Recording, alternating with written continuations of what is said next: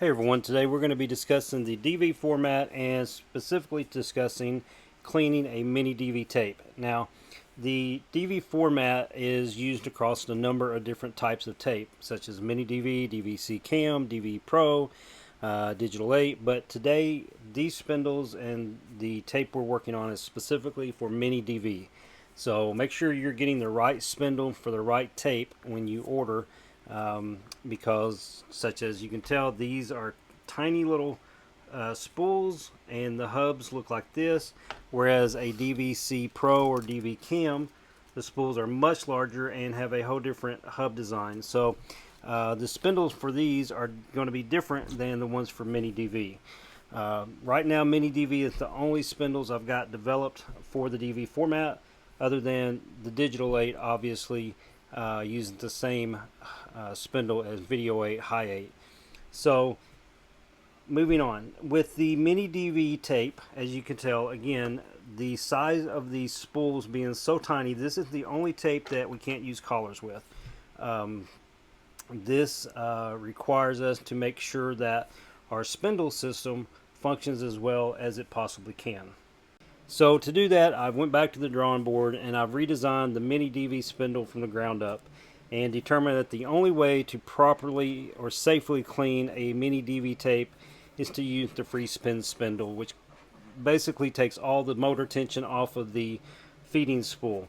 This tape is so thin and so narrow that even as a brand new tape without any mold or anything on it, in testing, I went through 2 or 3 of them to get it just exactly the way I wanted it, because any kind of tension on the feeding spool can cause this tape to stretch and snap, and it's just honestly a very difficult format to clean, especially with a cleaner designed to clean anything from a 5-inch U-matic all the way down.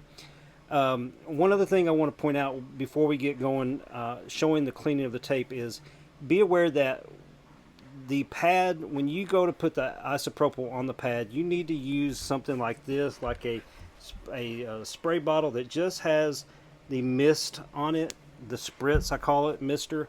You don't want to oversaturate the pad. You got to be very careful, because if your pad gets overly saturated or just gets super wet in one spot, the tape will actually stick to the cloth and will cause the tape to stretch and tear. So what I like to do before I run one of the sides is just give that pad a real light mist and let it sort of soak in to the pad so that it becomes damp and evenly spread across the whole pad, but not overly saturated or to the point where it's so wet that the tape will just stick to it. Now, the other thing you want to take into precaution before you start is to make sure that your free spin spindle is loosely spinning on that spool. Make sure it's not tight, but yet it's going to have a little bit of tension, just the very slightest amount, because if it's just super loose, then the tape will just go flying everywhere. That won't work. But these are designed to just sit on there and to spin without turning the motor shaft.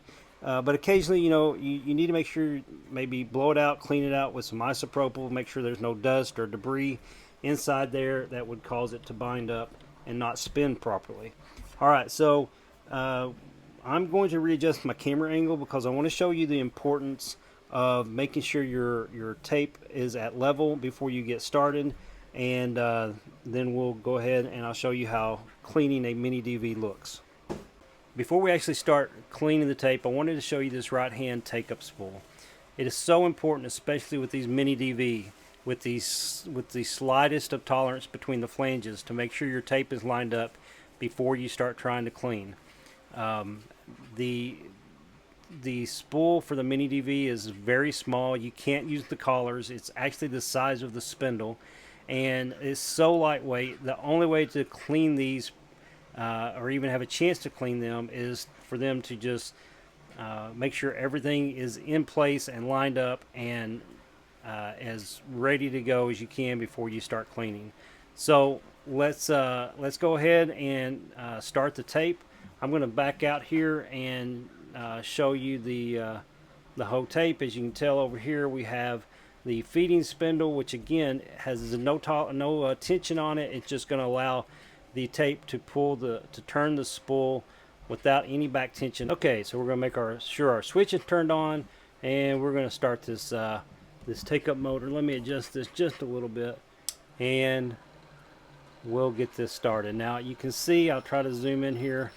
You can see that tape is riding right in between the flanges, and that's what it's designed to do. Go slow.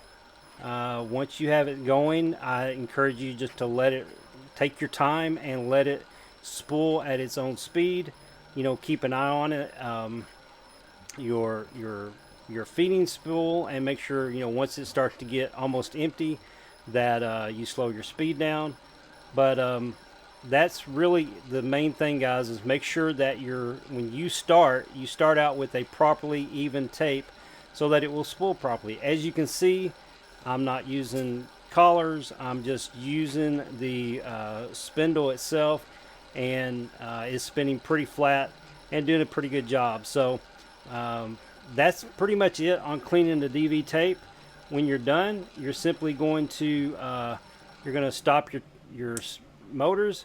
You're going to take, because you're going to go back the other way, right? So you're going to actually take your V2 spindle, DV spindle, put it over here. You're going to take your free spin spindle, put it over here. You're going to reverse the direction, and then you're going to clean it the other way. Again, the key is this: do not oversaturate your pad. A very light mist is all you need for this small DV tape. And make sure before you ever start the motors that your tape is lined up properly. Make sure your spindles are all the way down, your spools are all the way down.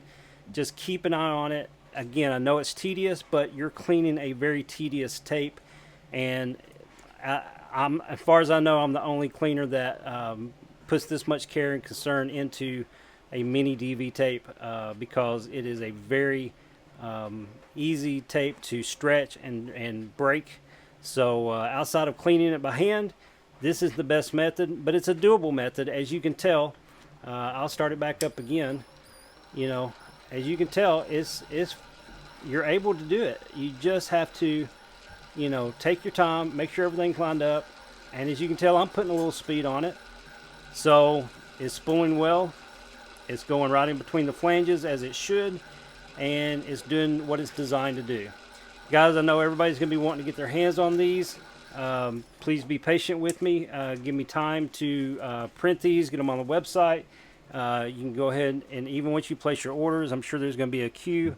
I know a lot of you have probably just said, I just ordered the free spin DV spindle to go with my current DV set. That's fine. If it's working, don't change it. This is just a new design that just dials it in even more. Again, if it's not working, for any current cleaner owners, I'm going to cut the price in half on all my spindle sets for any replacement sets, so that, you know, if you already have a set of these, you don't have to pay full price to get another full set. This upgraded set only costs you $5, and you may want to grab some other stuff while you're in there, such as some pec pads. Okay, guys, comments, suggestions, questions, feedback, please reach out to me through the website. You can reach out here. It is doable. I've just shown you. You're able to clean mini DV tapes this way, but it's a very tedious, time-consuming process, and you just got to make sure you have all your ducks in a row before starting the cleaning process. It's either that or do it by hand. That's really our only choices we have at this point. All right, thanks, guys. Hit me up if you have any thoughts, and be looking forward to hearing from you.